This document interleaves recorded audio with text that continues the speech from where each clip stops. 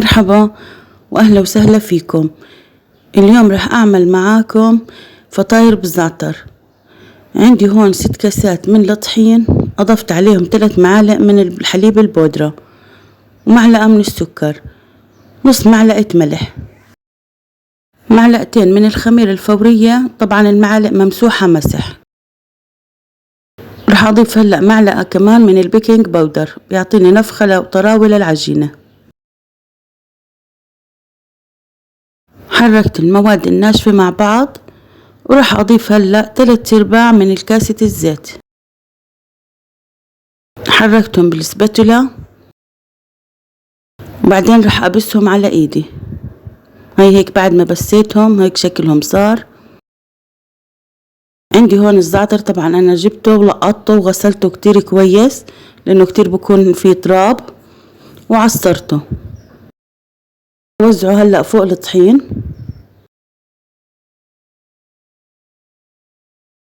طبعا هاي كمية الزعتر راجعة لإلكم، بتحبوا يكون كتير بتضيفوا إضافة اللي انتو بتحبوها. أنا بحب هيك يكون الزعتر ظاهر بصراحة كتير، فأضفت كمية وفيرة وهلأ برجع بعجنه.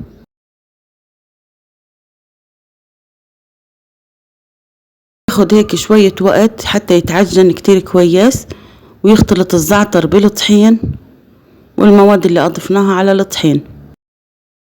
طبعا انتوا هون شايفين انه طري، راح نضل نعجن فيه لحالها العجينة شوية بتشد، وانا طبعا ما بدي العجينة تكون شادة، بدي اياها تكون طرية.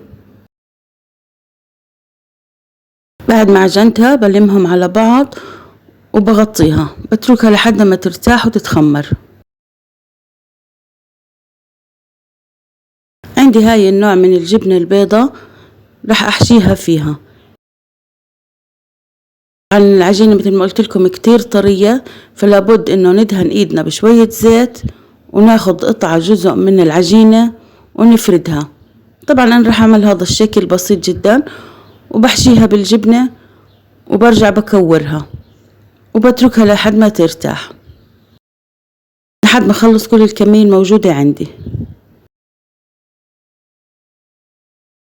ممكن تعملوها على شكل حبة القراص او اي شكل انتو بتحبوه، ممكن تعملوها في اشكال كتير ومتعددة. انا اليوم حبيت اعمل هذا الشكل سهل وسريع. بعد ما خلصت الكمية اللي شكلتها على شكل كور، بعد ما ارتاحت ببلش افرد فيها.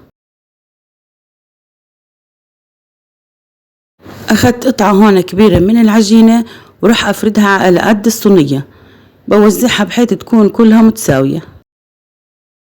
بعد ما فردتها راح اخذ هلا شوية زيت على ايدي وابلش اعمل فتحات فيها. شايفين هيك بهذا الشكل. طبعا هاي الفتحات بعملها حتى اوزع داخلها الجبنة.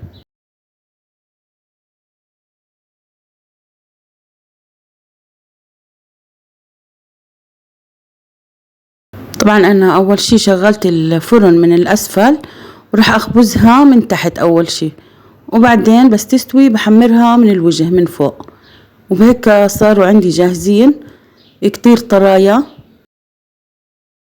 ومحمرين من فوق ومن تحت. طعمة الزعتر كتير واضحة فيهم لاني اضفت كمية كبيرة، واضافة الجبنة معطي طعم كتير كتير طيب.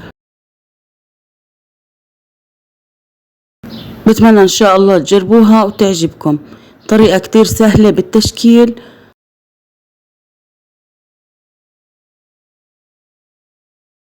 هاي هون صينيتنا صارت جاهزة، بقطعها على شكل مربعات. طبعا هون بورجيكم قديش هي شكلها مثل الكيكة، كتير هشة وخفيفة من جوا ومحشية بالزعتر كتير.